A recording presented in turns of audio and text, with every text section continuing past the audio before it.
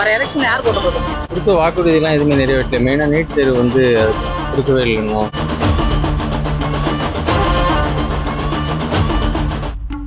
கொள்ளை ஏகப்பட்ட நடக்குது. இது வரைக்கும் யாரும் எந்த இதுவும் அதுக்காக ஆக்ஷன் எடுக்கிறதே கிடையாது.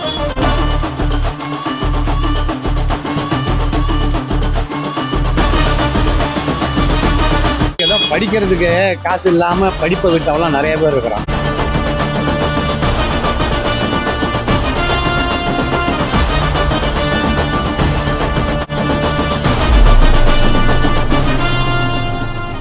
வர எலெக்ஷன் யார் போட்டு போடுறீங்க? உதயசூரியன். வர எலெக்ஷன் யாருக்கு ஓட்டு போடுறீங்க? நாங்க ஏடிஎம்கே யாரும் எடுத்துட்டாங்களோ அவங்களுக்கு தான் போகும்.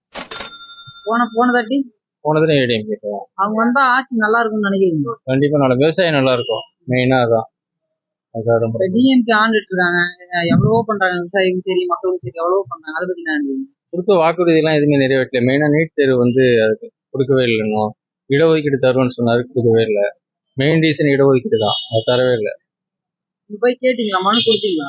மனு கொடுத்தோன்னா இப்போ 10.5 இடஒதுக்கீடு தரவே இல்லைல்ல.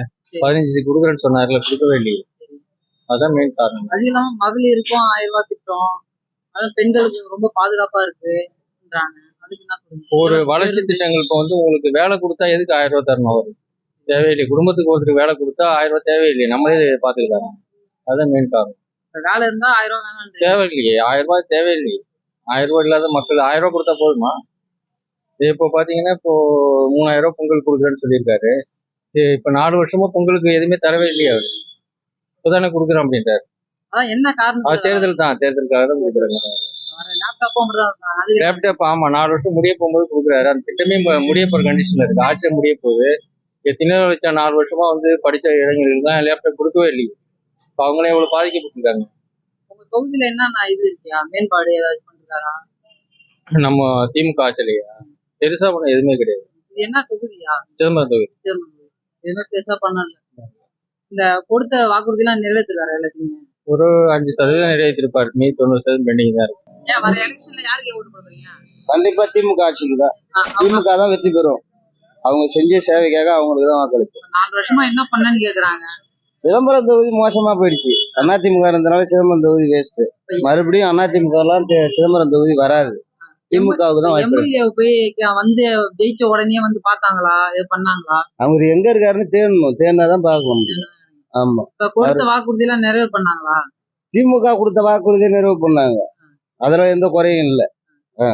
சரி, நீங்க திமுக தான் ஓட்டு போடுவீங்க? திமுகவுக்கு தான் கண்டிப்பா ஓட்டு. முக்கியமா இந்த பெண்களுக்கு பாதுகாப்பு இல்லைன்றாங்க. அது இயற்கை எல்லா இடத்துலயும் நடக்கிற சமாச்சாரம் தான். அதனால வந்து இது கிடையாது. பாதுகாப்பு இல்லைங்கிறது வந்து அவங்கவுங்க பாதுகாப்பா தான் இருக்கணும். அதுதான் உண்மையான விஷயமே. அதனால வந்து ஆட்சியை குறை சொல்ல முடியும். கனிமொழின்னு ஒருத்தவங்க எம்பி இருந்தாங்கயா, அவங்க என்ன சொன்னாங்க, திமுக வந்தா முதல்ல கையெழுத்து ஒயின் ஷாப் இருக்காது, பெண்களுக்கு நல்லா பாதுகாப்பா இருக்கும், அதுதான் பண்ணுவோம்னாங்க அவங்க வந்த உடனே. பட் அந்த வாக்குறுதியில் நிறைவேற்றலன்னு சொல்றாங்க. நீங்க என்ன சொல்றீங்க? அது வந்து எல்லா வாக்குறுதியும் நிறைவேற்றாதான். அதெல்லாம் 150% கிடையாது. அது இல்லாம ஆசிரியருக்கு இந்த விஷயமா ரொம்ப கான்ட்ரவர்சியா போயிட்டு இருக்கு எங்க பார்த்தாலும்.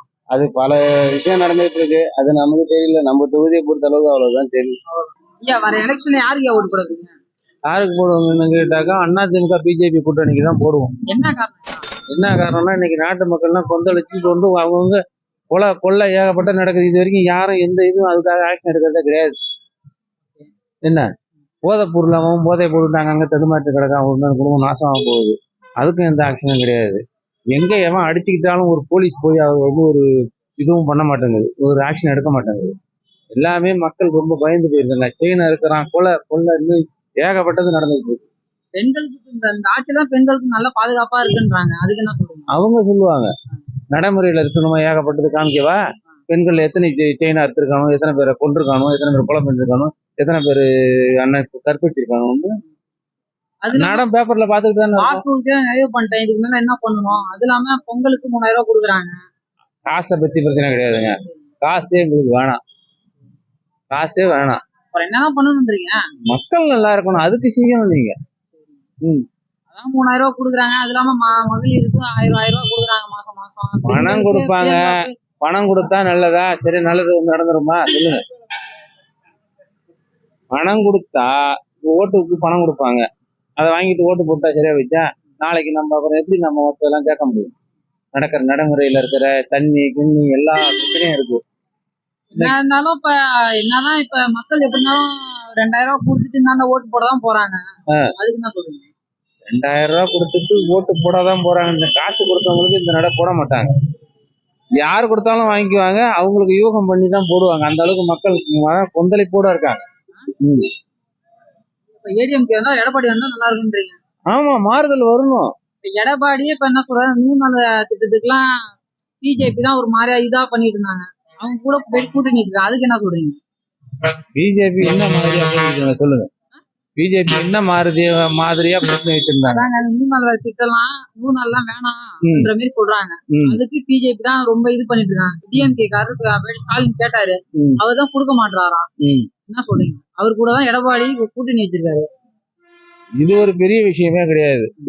100 நாள் 150 நாள்னு சொன்னாங்க. அது ஒரு பெரிய விஷயமே கிடையாது. நடைமுறையில போக எல்லாத்தையும் மாத்திட்டு ஒரு நிறைய இலவசத்தை கொடுத்தே மக்களை எல்லாம் வீணாக்கி விட்டாங்க. இந்த தமிழ்நாட்டுல எல்லாமே இலவசத்தை கொடுத்து மக்களை தமிழ்நாட்டுல வீணாக்கி விட்டாங்க. இலவசம் ஒரு பெரிய விஷயம் கிடையாது. மக்களுக்கு நன்மை நடக்கும். எதை வச்சு நடக்குது? ஒண்ணும் கிடையாது. கண்டிப்பா காங்கிரஸ் கூட்டணிக்கு ஓட்டு போடுவோம். என்ன காரணம்? காங்கிரஸ் எந்த கட்சி கூட்டணி இருக்கோ அதில் ஓட்டு போடுவோம். ரெண்டாவது திமுக அரசாங்கம் பொதுவாகவே நல்லது செஞ்சிருக்கிறாங்க. உதாரணத்துக்கு மகளிர் விடியல் பயணம் இலவசமாக ஃப்ரீயாக பயணம் பண்ணுறாங்க. இப்போ நாளைக்கு கூட அதை இப்போ டோக்கன் கொடுத்துருக்காங்க. பொங்கலுக்கு 3000 ரூபாய் பணம், கரும்பு எல்லாம். எந்த ஆட்சியில் செய்யறதெல்லாம் அப்புறம் இப்போ இருக்கிறவங்க நல்லது செஞ்சுருக்கிறாங்க. லேப்டாப் கொடுத்துருக்காங்க மாணவர்களுக்கு, +2 மாணவர்களுக்கு நினைக்கிறேன். ஏதாவது பெரிய விஷயம் தான். ஏதாவது முடிஞ்ச அளவுக்கு செய்யறதுனால நிச்சயமா அந்த கூட்டணியில காங்கிரஸ் 3 வருஷமா லேப்டாப் தர மாட்டேன்னாங்க. ஆமா, இப்ப எதுக்கு தர? என்ன எல்லாருமே ஆட்சி முடியும் போது எல்லாருமே செய்யற வேலை தான் இது. இந்த ஆட்சியில நாளைக்கு எந்த ஆட்சி வந்தாலும் நானே முதல்வராக போய் உட்காந்தாலும் சரி, அந்த முடிய போற நேரத்தை தான் மக்களை கவர் பண்றது. அது உள்ள வழக்கம் தான். மக்களுக்கு இத்தனை நாள் அக்கறை வர்றது இப்ப திடீர்னு அவங்களுக்கு ஃபண்டு வேணும்ல. மத்திய சர்க்கார் ஃபண்டே ரிலீஃப் பண்ணல. அப்புறம் என்ன இருக்கிறத வச்சு இங்க உள்ள வருமானத்தை வச்சுதான் அவங்க செஞ்சுட்டு இருக்காங்க. பொதுவாகவே இப்ப வருமானம் எதுல நடக்குதுன்னா மின்சார வாரியமோ போக்குவரத்து கம்மியா தான். டாஸ்மார்க்ல தான் அவங்களுக்கு வருமானம். அதை வச்சுதான் மக்களுக்கு எல்லாம் செய்யறாங்க. அவர் வந்தா அந்த கனிமொழின்னு ஒருத்தவங்க இருக்காங்க, எம்எல்ஏவா எம்பியா இருக்காங்கன்னா, அவங்க என்ன சொன்னாங்க, நாங்க ஆட்சிக்கு வந்தால் ஃபர்ஸ்ட் ஒயின் ஷாப்பை இழுத்து மூடுவோம். கேட்டு அதுக்கு நாங்க இது வரைக்குமே ஒயின் ஷாப்பை வச்சுதான் எங்க பக்கம் கல்லா கட்டிட்டு இருக்காங்க. அதுக்கு என்ன சொல்றீங்க? ஒயின் ஷாப்பை மூடிட்டு போறாங்க. டாஸ்மார்க் தந்து தானே வச்சிருக்காங்க. டாஸ்மார்க் அதெல்லாம் ஒன்றும் இல்லை. அது எல்லாரும் சொல்றதுதாங்க. காமராஜருக்கு அப்புறம் சொன்ன வாக்குறுதியை காப்பாற்றுக்கு எந்த கட்சியும் கிடையாது. இருந்தாலும் இப்போ நல்லது செய்யறாங்கன்றதுக்காக தான் நான் சொன்னேன். டாஸ்மார்க் ஏதோ படிக்கிறதுக்கு காசு இல்லாம படிப்பை விட்டவெல்லாம் நிறைய பேர் இருக்கிறான். குடிக்கிறதுக்கு காசு இல்லாம குடிமை விட்டதும் எவனுமே கிடையாது. குடிச்சுக்கிட்டு தான் இருக்கிறான் எங்கேயானு கடன் வாங்கி. ஆனா அதை ஒழிச்சா பாதி பேர் செத்தே போயிடுவான். அதனால நிச்சயமா அது இருக்கட்டும். அது பாட்டு அவங்களோட பாட்டு இருக்கட்டும். கஞ்சா விற்கிறாங்க, அப்படின்னு விற்கிறாங்க, எல்லாம் சட்டம் ஒழுங்கு போலீஸ் கையில இருக்கு. எல்லாம் தெரிஞ்சாலும் கவர்மெண்ட் என்ன உத்தரவு போடும் அதுதான் நடப்பாங்க. கண்டிப்பா திமுக முக்கியமா பெண்களுக்கு பாதுகாப்பு இல்லைன்றாங்க. எல்லா இடமும் தாங்க பாலியல் தொந்தரவு நிறைய இருக்கு. நான் இல்லைன்னு சொல்ல வரல. செல்போனை முதல்ல தடை பண்ண முடியுதா? டாஸ்மார்க்கை தடை பண்ணலாம், கஞ்சா விற்கிறது தடை பண்ணலாம். செல்போன் அதுலதான் ஆபாச படம் நிறைய வருது. அதை தான் இந்த காலத்து இளைஞர்கள் பாக்குறாங்க. அதை வச்சு தவறு பண்ண நினைக்கிறாங்க. பெற்றவங்களும் சரியில்லை. 3 லட்சம் ரூபாய்க்கு போட்டு பைக் வாங்கி கொடுக்குறான். 3ஆம் நாளுக்கு ஆக்சிடென்ட்ல செத்து போறான். ஹை ஸ்பீடு பைக் தேவையாது. பிள்ளைங்களை வளர்க்கறதுக்கு பெட்ரோலும் ஒரு காரணம். வெளியில கெட்டு போற வெளியோட பழக்க வழக்கங்கள் தான் அதுக்கு காரணம். அதனால அதான் கொஞ்சம் கொஞ்சமா தான் எல்லாத்தையும் நிப்பாட்டுவார். விஜய் வந்துட்டாரு. அவரை பத்தி அவர் ஒன்றும் பெரிய அரசியல்வாதி கிடையாதுங்க. காமராஜரே பல காலத்துக்கெல்லாம் மக்களுக்காக தொண்டு செஞ்சு அப்புறம் தான் வந்தாரு. 9 ஆண்டு காலம் முதல்வராக இருந்தாரு. எல்லா கட்சியுமே இப்ப ஆளுங்கட்சியா இருக்கட்டும், அதிமுக யாரா இருந்தாலும் அடிப்படையில ஸ்ட்ராங் பண்ணி தான் வந்திருக்காங்க. நான் வந்தோன்னு இப்ப நான் ஆட்டோ ஓட்டி இருக்கிறேன், நாளைக்கு நான் தான் சிதம்பரத்துக்கு எம்எல்ஏன்னு சொன்னா ஒத்துப்பாங்களா? அது மாதிரிதான் விஜய் கதையும். விஜய்லாம் நான் ஒரு பொருட்டா மதிக்கிறேன். ரஜினி என்னைக்கே சொல்லிட்டு போட்டாரு, அவரே வர முடியல. பாக்கியராஜ் வந்தாரு போயிட்டாரு, ராஜேந்தர் வந்தாரு போயிட்டாரு, சிவாஜியோட ஒரு நடிகர்ல இருக்கிறாரு, அவரே கட்சி யாருமே நடத்த முடியாம போயிட்டாரு. ஆனா விஜய் எல்லாம் ஈடுபட மாட்டாரு. வேணா எதிர்கட்சியா உட்காரது கூட தகுதி வரும் தெரியல. அதுக்கு விஜயகாந்த் கூட சாமர்த்தியமா செல்லப்பட்டாரு. விஜய்க்கு அந்த அளவுக்கு சீமானம் அவரெல்லாம் நான் பேச வேண்டிய அவசியம். எனக்கு தகுந்த அரசியல்வாதி அவர் கிடையாது. நான் 55 வருஷமா அரசியல் இருக்கேன். எனக்கு அவர் ஈக்குவல். என்ன தொகுதினா? சிதம்பரம் சட்டமன்ற தொகுதி, சிதம்பரம் நாடாளுமன்ற தொகுதி. யாருன்னு ஓட்டு போடுங்க? கண்டிப்பா காங்கிரஸ் கூட்டணிக்கு ஓட்டு போடுங்க. எலெக்ஷன் யாருக்கு ஓட்டு போடுங்க? திமுகவுக்கு தான் என்னுடைய ஓட்டு.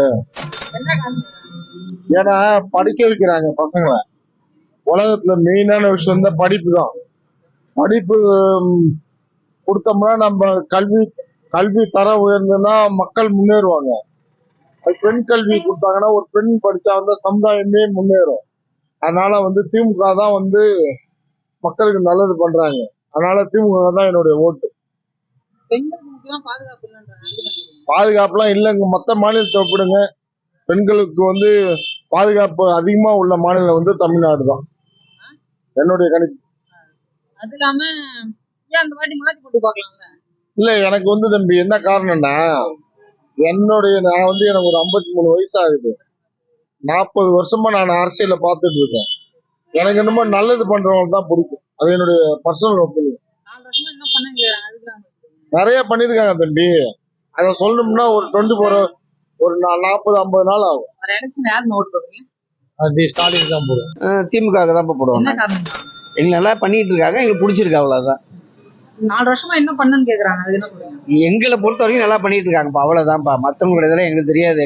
எங்களோட அபிப்பிராயம், என்னோட ஒப்பீனியன் தான். ஏன் இது ஆட்சியில தான் கொலையும் கற்பழிப்பு நிறைய நடக்குது. எல்லா நாட்டையும் நடக்கிறது நடந்துட்டு தான் இருக்கு எல்லாமே. ஏன் திடீர்னு இப்ப 3 வருஷமா கொடுக்கல? 3 வருஷமா 3000 ரூபாய் கொடுக்கல.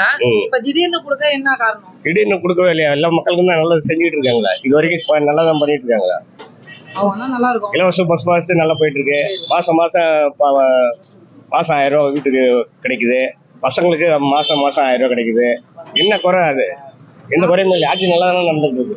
சரி, 4 வருஷமா அந்த 3000 ரூபாய் போதுன்றீங்களா? போதும் இது போதும். நீங்க DMK ஆட்சி ஆமா டிஎம்கே தான் வரும். வர எலெக்ஷன்ல யாருக்கு ஓட்டு போடுறீங்க?